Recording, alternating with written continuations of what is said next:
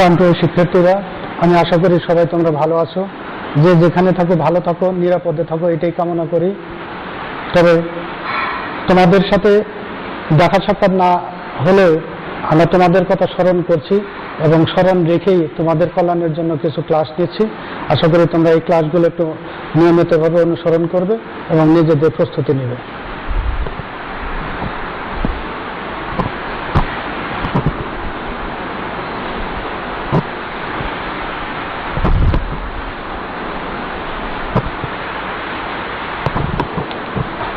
শিক্ষার্থীবৃন্দ, আমি তোমাদের সামনে একটা টপিক নিয়ে উপস্থিত হয়েছি। এই টপিকটা ইংলিশ সেকেন্ড পেপার থেকে। আমরা একাদশ দ্বাদশ শ্রেণীর ইংরেজি সেকেন্ড পেপার থেকে যে সিলেবাসটা অনুসরণ করি, সেই সিলেবাস অনুসরণ করে আজকে আমার যে টপিক, সেই টপিকটার নাম হলো সেন্টেন্স কানেক্টরস। আমরা জানি একটা সেন্টেন্স ব্যবহার করি, এই সেন্টেন্সটা যখন আরেকটা সেন্টেন্সের সাথে ব্যবহার করি পাশাপাশি, তখন একটার সাথে অন্যটার একটা সম্পর্ক থাকে। অর্থগত এবং উপস্থাপনার অবস্থার সাপেক্ষে একটা সেন্টেন্স অপর একটা সেন্টেন্সের সাথে সমন্বিত অবস্থায় উপস্থাপন করতে হয়। আর সেই উপস্থাপন করতে হলে কিছু কনজাংশন বা লিঙ্কার্স ব্যবহার করি, যেটাকে আমরা বলছি এখানে সেন্টেন্স কানেক্টার্স।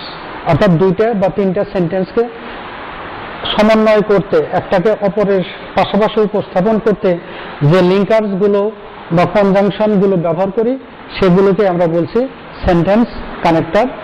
আসো এই সেন্টেন্স কানেক্টরগুলো নিয়ে আমরা একটু স্পষ্ট ধারণা নেই। আমি প্রথমেই দেখিয়েছি to maintain sequence,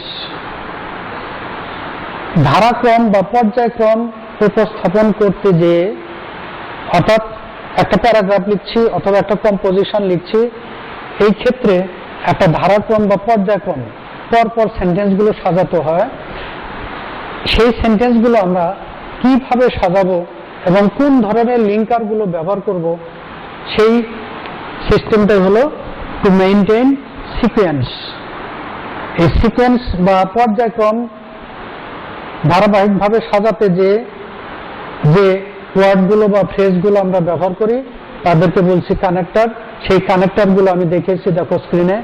firstly, at first, at the beginning, in the beginning, secondly, thirdly, at the end, at last, finally, in conclusion, after that, then, etcetera. তাহলে আমরা শুরুতেই যে ফ্রেজ বা ওয়ার্ডগুলো দেখছি, এগুলো আমরা ব্যবহার করি সিকোয়েন্স মেনটেন করার জন্য। আমরা একটা প্যাসেজ থেকে যদি প্র্যাকটিস করি তাহলে এই ধারণাগুলো স্পষ্ট হবে। একটা ওয়ার্ড বা ফ্রেজ বিভিন্নভাবে ব্যবহার করা যেতে পারে। ধরো firstly, at first, at the beginning, in the beginning, এই কথাগুলো কিন্তু অর্থ একই। তাহলে আমরা যদি ফার্স্টলি লিখি, সেই জায়গায় আমরা অ্যাট ফার্স্টও লিখতে পারি, অ্যাট দ্য বিগিনিংও লিখতে পারি, ইন দ্য বিগিনিং। তবে এই ওয়ার্ডগুলো ব্যবহার আমাদের জানতে হবে। আমি কোনটা ব্যবহার করবো সেটা আমার উপর ডিপেন্ড করবে, তবে অর্থ একই রকম হবে। দেখো আমি যে প্যাসেজটা দেখিয়েছি, আগে একটু আমরা প্যাসেজটা পড়ে নেই। I get up early in the morning, আমি খুব সকালে ঘুম থেকে উঠি। আই সে মাই প্রেয়ার, আমি প্রার্থনা করি। I go to through my lessons, আমি আমার পড়াশোনা করি। Dash, I have a light breakfast. Dash, I dress my self up and go to college. These are my morning activities. তাহলে এটা যদি ছোটখাটো একটা প্যাসেজ হিসেবে ধরে নেই, তাহলে এখানে কয়েকটা গ্যাপ দেওয়া আছে। এই গ্যাপগুলোতে আমাদের এই যে লিঙ্কার্স বা সেন্টেন্স কানেক্টর, এইগুলো ব্যবহার করতে হবে। তাহলে আমি এই যে সকালে ঘুম থেকে উঠলাম, আমি প্রস্তুতি নিলাম, এখন কলেজে যাচ্ছি বা স্কুলে যাচ্ছি। তাহলে আমার কাজের যে ধারাক্রম, এই ধারাক্রমটা দেখানোর জন্য এই সেন্টেন্সগুলো লেখা হয়েছে এবং কোন জায়গাতে কোন ধরনের লিঙ্কার বা কানেক্টর বসবে আসো আমরা একটু দেখে নিই। I get up early in the morning, I say my prayer. তাহলে এইখানে প্রথমে যে গ্যাপটা আছে, আই সে মাই, শুরু করি। দেখো এখানে I say my prayer dash দেওয়া আছে, তাহলে এখানে আমাদের যে কার্যক্রম, যে কটা কাজ, তার প্রথমেই আই সে মাই প্রেয়ার, তাহলে আমরা কি লিখতে পারি? At first. I say my prayer at first. আমরা যদি ব্যবহার করি ফার্স্টলি তাও হয়, আমরা যদি ব্যবহার করি অ্যাট দ্য বিগিনিং তাও হয়। তাহলে প্রথমটাতে আমরা লিখতে পারি I say my prayer at first. Secondly I go through my lessons, যেহেতু দ্বিতীয় কাজ তার আগে আমরা লিখতে পারি secondly I go through my lessons. এখানে তৃতীয়বারের মতো তারা আমরা লিখতে পারি thirdly I have a light breakfast. তাহলে এভাবে আমরা থার্ডলি পর্যন্ত বললাম। তারপর দেখো পরের দুইটা ড্যাশ আছে, তাহলে আমরা এখানে লিখতে পারি then I dress up myself and go to college. তাহলে আমরা এখানে লিখতে পারি দেন। তারপরে অবশেষে these are my morning activities. তাহলে আমরা যে ওয়ার্ডগুলো দিয়েছি তার ভিতরে ইন কনক্লুশন অর্থ বোঝায় সংক্ষেপে। তাহলে যে কাজগুলো বলা হলো সংক্ষেপে, অর্থাৎ শেষের যে কথাটা আমরা লিখতে পারি ইন কনক্লুশন। তাহলে আমাদের এখানে যে কানেক্টর বসবে সেটা হলো in conclusion these are my morning activities. তাহলে এই যে সেন্টেন্সের কার্যক্রম এগুলো উপস্থাপন করতে আমরা এভাবে সেন্টেন্স কানেক্টরগুলো ব্যবহার করতে পারবো। তো শিক্ষার্থী, আশা করি তোমরা ভালোভাবে বুঝতে পেরেছো এবং বাসাতে আর একটু বেশি বেশি করে তোমরা পাঠগুলো দেখবে এবং প্র্যাকটিস করবে। আমি দ্বিতীয় নম্বরে দেখিয়েছি, দেখো, টু প্রোভাইড অ্যাডিশনাল ইনফরমেশন।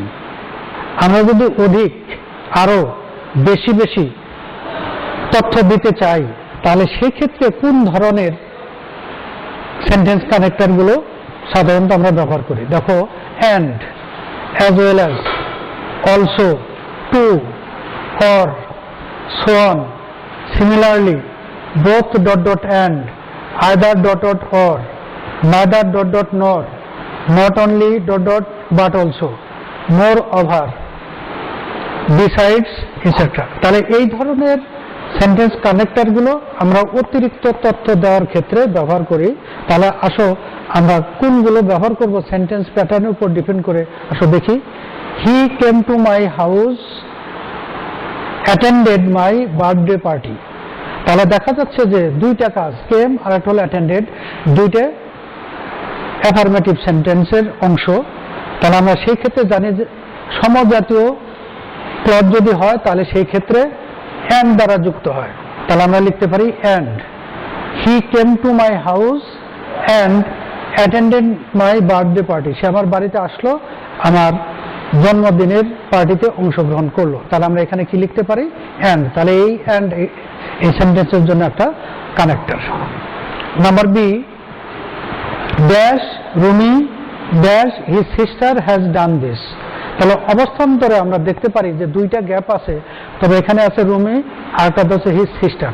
তাহলে আমরা জানি যে একই সেন্টেন্সে দুইটা নাউন যদি পরপর থাকে, প্রথমটার আগে ড্যাশ, দ্বিতীয়টার আগে ড্যাশ, তাহলে সেই ক্ষেত্রে প্রথমটার আগে আমরা ব্যবহার করি নট অনলি এবং দ্বিতীয়টার আগে ব্যবহার করি বাট অলসো। তাহলে আমরা এখানে ব্যবহার করতে পারি not only Rumi but also his sister has done this। তাহলে আমরা এভাবে ব্যবহার করতে পারি। দেখো, C number, he helps all his neighbours. তার সকল প্রতিবেশী, হি হেল্পস হিজ ব্রাদার্স, তার ভাইদেরকে সাহায্য করে। হি হেল্পস হিজ নেইবার্স, সে তার প্রতিবেশীদেরকেও সাহায্য করে। তাহলে আমরা যখন দেখব যে ভাইদেরকে সাহায্য করে, সেই সাথে প্রতিবেশীদেরকেও সাহায্য করে। এই যে কেউ, এই কথা অতিরিক্ত কথা, তাহলে সেই অর্থে ব্যবহৃত হয়। আমরা ব্যবহার দেখেছি কি টু, তাহলে আমরা ওই ক্ষেত্রে ব্যবহার করতে পারি টু। তাহলে সেন্টেন্সটা কি হলো? He helps all his brothers, he helps his neighbours too. সে তার ভাইদেরকে সাহায্য করে, তার প্রতিবেশীদেরকেও সাহায্য করে। তাহলে এভাবে আমরা অ্যাডিশনাল ইনফরমেশন দেওয়ার জন্য যে লিঙ্কার্স গুলো বা সেন্টেন্স কানেক্টর গুলো দেওয়া আছে, তোমরা একটু ভালো করে দেখে নিবে। আসো আমরা 3 নাম্বার দেখি। 3 নাম্বারের যে নিয়মটা আছে, টু প্রোভাইড এক্সাম্পল। আমরা কোনো উদাহরণ যদি দিতে চাই, ইনস্ট্যান্স দেখাতে চাই, তাহলে সেই ক্ষেত্রে কোন ধরনের ফ্রেজগুলো সাধারণত ব্যবহৃত হয়। আমি দেখিয়েছি ফর এক্সাম্পল, উদাহরণস্বরূপ, ফর ইনস্ট্যান্স অর্থ কি, such as, namely, that is, in other words et cetera. তাহলে এই ধরনের ফ্রেজগুলো আমরা এক্সাম্পল উপস্থাপন করতে যেয়ে ব্যবহার করি। তাহলে আসো দেখি, আমি এ নাম্বারে দেখিয়েছি many birds are called the birds of prey dash the eagle. তাহলে আমরা এখানে এই ওয়ার্ডগুলো ব্যবহার করতে পারি। এখন যদি আমরা ব্যবহার করি many birds are called the birds of prey such as the eagle, এটাও লিখতে পারি। আবার যদি লিখি ফর এক্সাম্পল দ্য ইগল, অনেক পাখিদেরকে আমরা শিকারী পাখি বলি, যেমন সাচ অ্যাজ অথবা ফর ইনস্ট্যান্স অথবা ফর এক্সাম্পল দ্য ইগল। তাহলে আমরা এখানে সাচ অ্যাজ লিখতে পারি, ফর ইনস্ট্যান্স লিখতে পারি। Number B, his crazy activities crossed all limits dash he was almost mad. তাহলে তার যে অ্যাক্টিভিটিস একেবারে যেটা সীমা, সেই সীমা পেরিয়ে গেল, আর এই সুবাদে তাদেরকে আমরা বলতে পারি he was almost mad. In other words আমরা বলতে পারি হি ওয়াজ অলমোস্ট ম্যাড। যেহেতু পাগলামো করছে, তার কোনো বাধা বিপত্তি মানছে না, তাহলে সেই ক্ষেত্রে আমরা বলতে পারি ইন আদার ওয়ার্ডস, অন্য কথায় হি ওয়াজ অলমোস্ট ম্যাড। তাহলে এখানে আমরা কি বসাতে পারি, ইন আদার ওয়ার্ডস। দেখো শিক্ষার্থী please, number 4, to show contrast. আমরা যখন পার্থক্য দেখাতে চাই, দুইটা জিনিসের মধ্যে যখন বিভেদ, পার্থক্য দেখাতে চাই, তাহলে এই ধরনের লিঙ্কারগুলো সাধারণত বসে। But, yet, instead, though, although, despite, in spite of, whereas, nevertheless, on the contrary, on the other hand, etc. তাহলে এগুলো ব্যবহারগত এবং অর্থগত মিনিং একই রকম, অবস্থা ভেদে আমরা ব্যবহার করব। He does not study at all, সে আদৌ পড়ালেখা করে না। He kills his time. তাহলে আমরা সেন্টেন্সের শুরুতে তাহলে কি ব্যবহার করতে পারি, বিপরীতমুখী একটা, instead he kills his time. সে পড়ালেখা করে না, পরিবর্তে কি করে, instead he kills his time. যেহেতু আলাদা সেন্টেন্স আছে, তাহলে আমরা এখানে লিখতে পারি instead. You always help your brothers, they don't like you. তুমি সবসময় তোমার ভাইদেরকে সাহায্য করো, but they do not like you. তুমি যা করতেছো তার বিপরীত তারা ভাবছে, তাহলে বিপরীত অর্থ প্রকাশ করতে আমরা তাহলে বাট লিখতে পারি। তাহলে এখানে আমরা লিখতে পারি but they don't like you. এভাবে আমরা যখন কোনো বিপরীত আইডিয়া পাশাপাশি উপস্থাপন করব, তাহলে এই ধরনের সেন্টেন্স কানেক্টরগুলো ব্যবহার করব। আমি 5 নম্বরে দেখেছি টু শো কম্পারিজন। একটা জিনিসের সাথে আরেকটা জিনিসের তুলনা, অথবা একটা সেন্টেন্সের সাথে আরেকটা সেন্টেন্সের তুলনা যখন বোঝাবো, তাহলে আমরা এই ধরনের সেন্টেন্স কানেক্টরগুলো ব্যবহার করব। কি, similarly, likely, otherwise, likewise, in the same way, then, as dot dot as, so dot dot as, more, most, less, etc. তাহলে এই ধরনের লিঙ্কার্স গুলো সাধারণত আমরা এই ধরনের সেন্টেন্সে ব্যবহার করি। আসো আমরা দেখে নিই। নাম্বার এতে, Dhaka city is bigger Rajshahi city. তাহলে এখানে দেখো বিগার যেহেতু আছে, কম্পারেটিভ ফর্ম দেওয়া আছে, তাহলে আমরা জানি একটা জিনিসের সাথে কম্পেয়ার করতে গেলে তখন আমরা বসাই হলো দেন। তাহলে এই দেনটা এখানে বসাতে পারি। Dhaka city is bigger than Rajshahi city. Rajshahi শহরের চেয়ে ঢাকা শহর বড়। Number B, she was not ugly you said. তাহলে এখানে দুইটা ডট দেখছি, তাহলে এখানে দেখছি হলো আগলি অ্যাডজেক্টিভ। তাহলে আমরা কি লিখতে পারি, she was not as ugly as you said. তাহলে আমরা এই কথা লিখতে পারি অ্যাজ ডট ডট অ্যাজ, অর্থাৎ she was not as ugly as you said. আর যদি আমরা ব্যবহার করতে চাই so ugly as you said, তাও হয়, অর্থাৎ সিমিলারিটি আছে। তাহলে আমরা একটার সাথে আরেকটা যখন তুলনা করতে যাব, তাহলে সেই ক্ষেত্রে এই ধরনের সেন্টেন্স কানেক্টরগুলো আমরা বসাবো। Number 6, to show reason. কারণ দেখাতে যে একটা কাজ করলে কি কারণে করলে, অথবা তুমি আসতে পারলে না, কি কারণে আসতে পারলে না, তুমি ভালো রেজাল্ট করলে না, কি কারণে পারলে না, তাহলে কারণ নির্দেশ করতে এই ধরনের লিঙ্কার্স গুলো বসে, as, since, because, for, why, etcetera. তাহলে দেখো number A, everybody hates him, প্রত্যেকে তাকে ঘৃণা করে, dash he is a cheat, তাহলে আমরা লিখতে পারি as he is a cheat, প্রতারক। প্রত্যেকে তাকে ঘৃণা করে কারণ সে একজন প্রতারক, তাহলে অ্যাজ অথবা সিন্স অথবা বিকজ আমরা ব্যবহার করতে পারি। Number B, I do not know he is absent in the class today, আমি জানি না কি কারণ সে আজকের ক্লাসে অনুপস্থিত। তাহলে এখানে আমরা যেহেতু দুটা ক্লজ আছে, দুটা ক্লজকে যুক্ত করব, তাহলে আমরা লিখতে পারি why. I don't know why he is absent in the class today, আমি জানি না কি কারণে সে আজকে ক্লাসে অনুপস্থিত।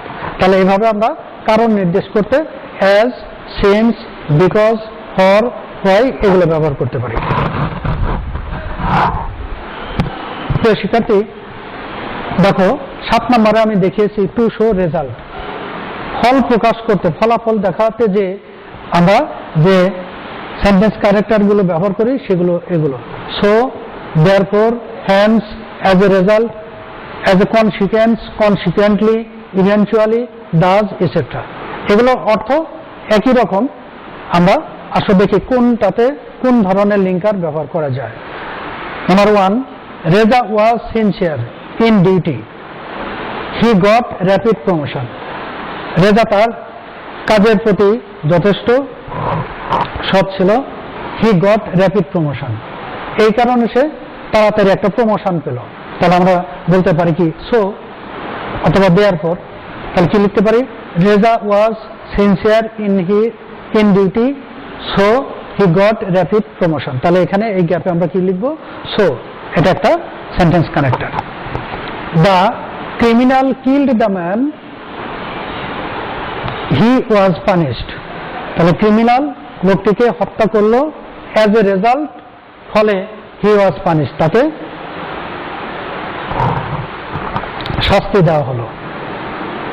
নাম্বার 8, টু শো পারপাস, উদ্দেশ্য প্রকাশ করতে যে এই ধরনের লিঙ্কার্স গুলো বসে, lest, so as to, so that, so dot dot that, in order that, as much as many as, etcetera. তাহলে এই ধরনের সেন্টেন্স কানেক্টর গুলো পারপাস প্রকাশ করতে যে আমরা ব্যবহার করি। নাম্বার 8 দেখো, দ্য স্টুডেন্ট রিডস সিরিয়াসলি, শিক্ষার্থীটি খুব মনোযোগ সহকারে পড়াশোনা করে, হি শুড ফেল, তাহলে আমরা এখানে লিখতে পারি লেস্ট, তা না হলে হি শুড ফেল, তা না হলে সে ফেল করত। যখন সাবজেক্টের পরে শুড থাকে তাহলে সেই ক্ষেত্রে আমরা এটা জানি যে লেস্টটা রিলেটেড, তাহলে lest he should fail. Number B, he works hard dot he can prosper in life, তাহলে আমরা জানি he works hard so that, তাহলে আমরা এই সো দ্যাটটা লিখতে পারি, সো দ্যাট অর্থ উদ্দেশ্যে, so that he can prosper in life, সে কঠোর পরিশ্রম করে তার উদ্দেশ্য জীবনে সফল হয়। তাহলে এভাবে আমরা উদ্দেশ্য প্রকাশ করতে যে এই লিঙ্কার গুলো ব্যবহার করি।